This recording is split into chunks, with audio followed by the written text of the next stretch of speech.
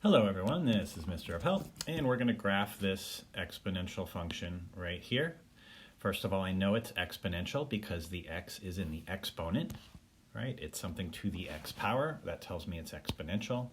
I also notice the key points of the exponential, which is the b value, which is the multiplier, and the a value, which is the starting value. So you can use those to kind of cheat and not have to really do full-on calculations if you want. The starting value of 4 means that when x is 0, the y value will be 4. That's your starting point, just like your starting points on other functions. Now, if you want to actually check that or do the calculation, if you kind of need to see it, that's fine. Watch what happens if you plug in 0 for x. 2 to the 0 power is 1, so that becomes 4 times 1, which of course is 4.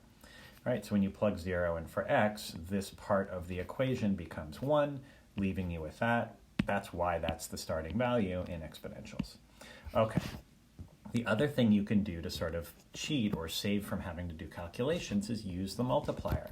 The multiplier is 2, which means every time x increases by 1, y is multiplied by 2. So 4 times 2 is 8, 8 times 2 is 16, and so on. I'm not going to go any further than that because I've already got y values that are too big. You can also use that to go in the other direction, which for exponentials you really kind of want to have more critical points.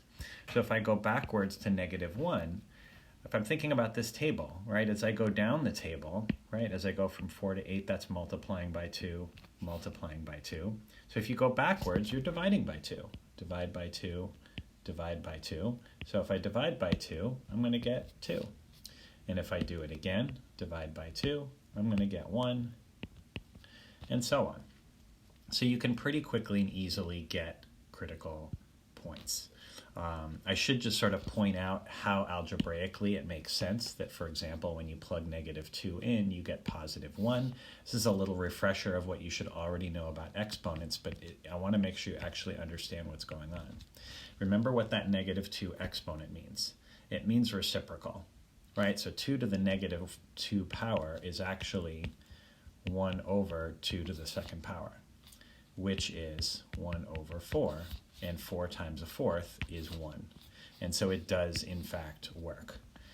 So you can do the calculation that way, but I also wanted to show you can do it by just understanding your multiplier.